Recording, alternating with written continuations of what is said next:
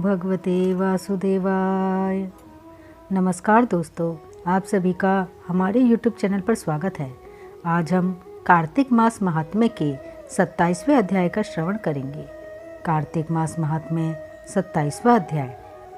पार्षदों ने कहा, एक दिन की बात है, विष्णुदास ने नित्यकर्म करने के पश्चात भोजन तैयार किया, किंतु कोई छिपकर उसे चुरा ले गया। परंतु उन्होंने दोबारा भोजन नहीं बनाया, क्योंकि ऐसा करने पर सायंकाल की पूजा के लिए उन्हें अवकाश नहीं मिलता, अतः प्रतिदिन के नियम का भंग हो जाने का भय था। दूसरे दिन पुनः उसी समय पर भोजन बनाकर वे ज्यों ही भगवान विष्णु को भोग अर्पण करने के लिए गए, त्यों ही किसी ने आकर फिर सारा भोजन हड़प लिया। इस प्रकार 7 दिनों तक लगातार कोई उनका भोजन चुराकर ले जाता रहा। इससे विष्णुदास को बड़ा विस्मय हुआ। वे मन ही मन इस प्रकार विचार करने लगे, ओहो, कौन प्रतिदिन आकर मेरी रसोई चुरा ले जाता है। यदि दोबारा रसोई बनाकर भोजन करता हूँ तो सायंकाल की पूजा छूट जाती है। यदि रसोई बनाकर तुरंत ही भोजन कर लेना उचित हो तो मुझसे यह न होगा, क्योंकि भगवान विष्णु को सब कुछ अर्पण किए बिना कोई भी वैष्णव भोजन नहीं करता। आज उपवास करते मुझे 7 दिन हो गए। इस प्रकार मैं व्रत में कब तक स्थिर रह सकता हूँ। अच्छा, आज मैं रसोई की भली भांति रक्षा करूँगा। ऐसा निश्चय करके भोजन बनाने के पश्चात वे वहीं कहीं छिपकर खड़े हो गए। इतने में ही उन्हें एक चांडाल दिखाई दिया, जो रसोई का अन्न हरकर जाने के लिए तैयार खड़ा था। भूख के मारे उसका सारा शरीर दुर्बल हो गया था। मुख पर दीनता छा रही थी। शरीर में हाड़ और चाम के सिवा कुछ शेष नहीं बचा था। उसे देखकर श्रेष्ठ ब्राह्मण विष्णुदास का हृदय करुणा से भर आया।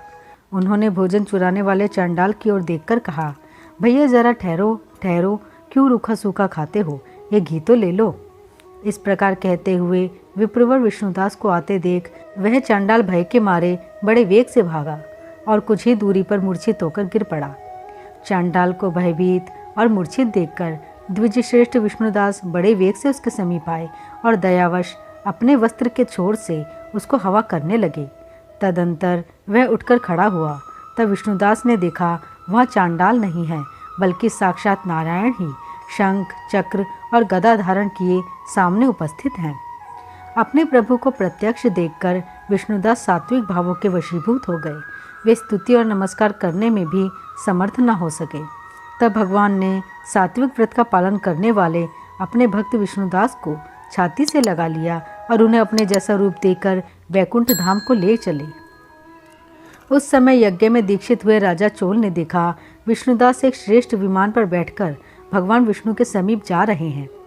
विष्णुदास को वैकुंठ धाम में जाते हुए देख राजा ने शीघ्र ही अपने गुरु महर्षि मुद्गल को बुलाया और इस प्रकार कहना आरंभ किया, जिसके साथ स्पर्धा करके मैंने इस यज्ञ दान आदि कर्म का अनुष्ठान किया है, वह ब्राह्मण आज भगवान विष्णु का रूप धारण करके मुझसे पहले ही वैकुंठ धाम को जा रहा है। मैंने इस वैष्णव धाम में भली भांति दीक्षित होकर अग्नि में हवन किया और दान आदि के द्वारा ब्राह्मणों का मनोरथ पूर्ण किया, तथापि अभी तक भगवान विष्णु मुझ पर प्रसन्न नहीं हुए और इस विष्णुदास को केवल भक्ति के कारण श्री हरि ने प्रत्यक्ष दर्शन दिया है। अतः जान पड़ता है कि भगवान विष्णु केवल दान और यज्ञों से प्रसन्न नहीं होते, उन प्रभु का दर्शन कराने में भक्ति ही प्रधान कारण होती है। दोनों पार्षदों ने कहा। इस प्रकार कहकर राजा ने अपने भांजे को राज सिंहासन पर अभिषिक्त कर दिया। वे बचपन से ही यज्ञ की दीक्षा लेकर उसी में संलग्न रहते थे, इसलिए उन्हें कोई पुत्र नहीं हुआ था। यही कारण है कि उस देश में अब तक भांजे ही राज्य के उत्तराधिकारी होते हैं। भांजे को राज्य देकर राजा यज्ञशाला में गए और यज्ञ कुंड के सामने खड़े होकर भगवान विष्णु को संबोधित करते हुए 3 बार उच्च स्वर से यह वचन बोले, भगवान विष्णु, आप मुझे मन, वाणी, शरीर और क्रिया द्वारा होने वाली अविचल भक्ति प्रदान कीजिए। इस प्रकार कहकर वे सबके देखते देखते अग्निकुंड में कूद पड़े। बस उसी क्षण भक्त वत्सल भगवान विष्णु अग्निकुंड में प्रकट हो गए। उन्होंने राजा को छाती से लगाकर एक श्रेष्ठ विमान में बिठाया और उन्हें अपने साथ लेकर वैकुंठ धाम को प्रस्थान किया। नारद जी बोले, हे राजन, जो विष्णुदास थे वे तो पुण्यशील नाम से प्रसिद्ध भगवान के पार्षद हुए और जो राजा चोल थे उनका नाम सुशील हुआ। इन दोनों को अपने ही समान रूप देकर भगवान लक्ष्मीपति ने अपना द्वारपाल बना लिया। कार्तिक मास महात्म्य 27वां अध्याय यहीं समाप्त होता है। ओम नमो भगवते वासुदेवाय।